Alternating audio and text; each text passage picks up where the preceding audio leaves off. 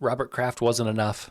Deshaun Watson couldn't have been the last straw. Nope, we got Justin Tucker entering the fold of can't stop being a menace in a massage parlor. I don't know what the word for it is. I feel like menace understates it. If you are someone, and we'll get to all the details, but if you are someone who is accused of putting an innocent bystander, in this case a woman, giving him the massage, in a situation where they are uncomfortable, you're worse than a menace. You're worse than a creep. You're worse than a pervert. You're an abuser. And let me rewind, because I know a lot of you have thoughts about this, and I'm here to share my thoughts. And whether you agree or disagree with how I approach this, that's fine. We can have that conversation. I understand that I am not the judge, jury, or executioner of anything, especially not the Juck and Tucker incident. The Justin Tucker incident. However, I think for a long time, our society has seen powerful, rich, usually white men that are attractive get away with things because of that power and prestige that they have, specifically over someone who is lesser or less believed by society. In this case, women, in a lot of cases, women. So when I hear something like this, my first thought is not to go, well, let's wait for the trial. Let's wait until things play out. We don't have all the information. Let's just take it slow. Let's not be quick to jump on Justin Tucker.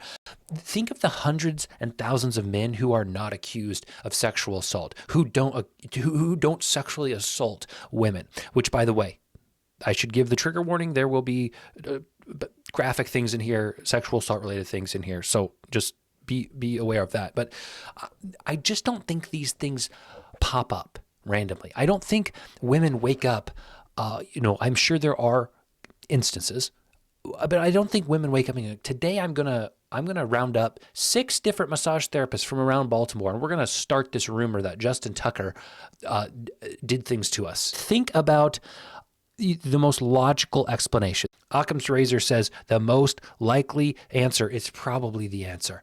And the most likely answer is Justin Tucker sucks. And I'm not talking about his field goal percentage this year. I'm talking about as a human, as a man. And I get it. People can change, and this stuff is from decades ago. And this was when he was unmarried, and I'm sure that he has made steps to better himself. But if that's the case, when all of this information comes out, own it. Be honest. So let's take a look at the actual article written by the Baltimore Banner. We're going to read through it, some highlights, and we're going to talk about what he is exactly being accused of. So Ravens Justin Tucker accused of inappropriate sexual behavior by 6 massage therapists. This came out yesterday. Ravens kicker Justin Tucker engaged in inappropriate behavior at 4 high-end spas and wellness centers in the Baltimore region, according to 6 massage therapists, including exposing his genitals, brushing 2 of them with his exposed penis, and leaving what they believe to be ejaculate on the massage table after 3 of his treatments. Bruh. Crazy enough, I've ejaculated before, and it's pretty easy. What else is going to be?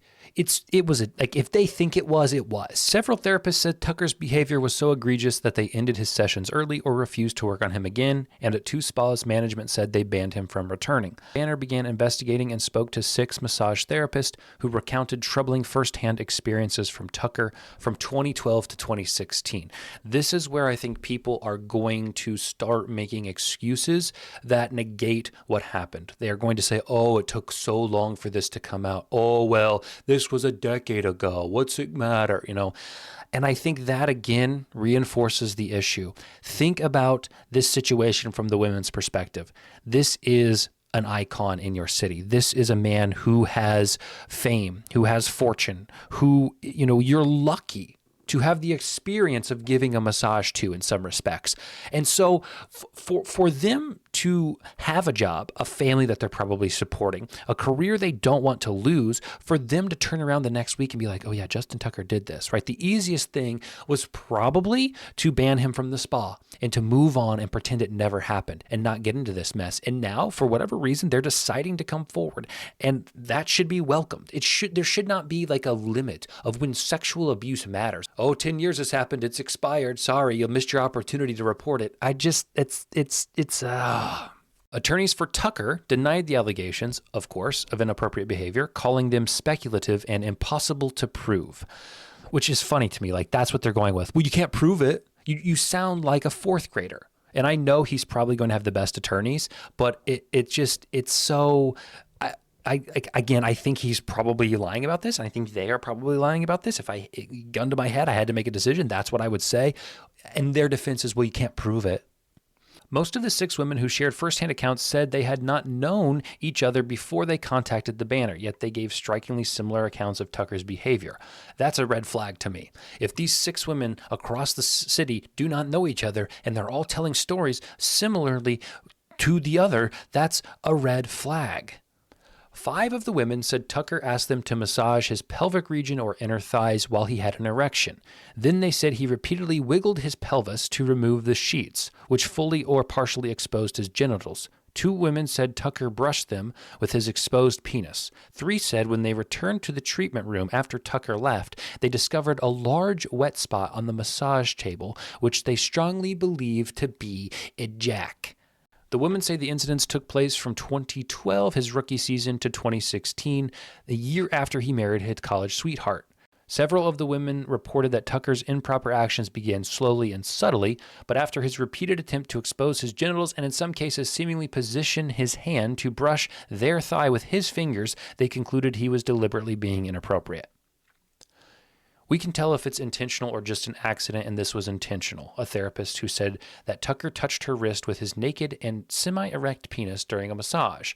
The women said that they took extra steps to keep Tucker covered after he repeatedly exposed himself. One said she placed a heavy heating pad over his pelvis. Another described using one hand to keep him covered with the sheets while pressing his inner thigh with her other arm to make the massage less sensual. Tucker's lawyers said it was unremarkable and not news that he might become exposed during a massage. Athletes often shift around due to the discomfort that accompanies bodywork. The massage therapists themselves are the ones who adjust the coverings, they said. Like, this is why, like, you're intentionally taking the story that these women are telling and you're downplaying it. You're gaslighting them. You're saying, and I get that that's just lawyering. I get that that's just the way of the land, but these women are not saying that, oh, the sheet accidentally slipped and I saw his penis and I'm offended. They're literally saying he was intentionally doing it and then he was touching me with it. Oh, what about that, lawyers? Well, is it unremarkable or not news that a fellow would lean over and touch a girl's wrist with his chub? None of the women who spoke said they took their allegations to law enforcement. Legal experts said that there were some criminal statutes that might have applied if their allegations were proven true: indecent exposure, possible battery, for any instance in which his genitals touched the therapist, but that statute of limitations has expired, and in any event, such cases are rarely prosecuted. One expert said any civil court case, such as a claim for intentional infliction of emotional distress, could face a very high bar for success. E, who was 21, a newly licensed massage therapist and about 7 months pregnant, said before the massage began, Tucker asked her to focus on his inner thigh muscles because they were tight from kicking. She left the room to allow him to undress and get under the sheets. When he returned, Tucker had an erection, she said. Since it's not unusual for a man to become briefly erect during a massage, she said she ignored it and focused on his neck and shoulders. Following standard protocol, she tightly wrapped the sheets around his genital area, a technique called a diaper drape, but Tucker wriggled? Wiggled. He did something until the sheets fell away, revealing his genitals. He was continuously moving his hips, moving his penis, wiggling it, making it bounce, undoing the drapes. Flustered, she asked Tucker to turn onto his stomach so she could work on his back. But as the appointment neared the end, he asked her to return to his inner thighs. He was still erect. She found it discomforting. She again secured the sheet and stared at the wall while massaging his thighs. When she looked down a few minutes later, she recalled the sheets were gone and he was fully exposed.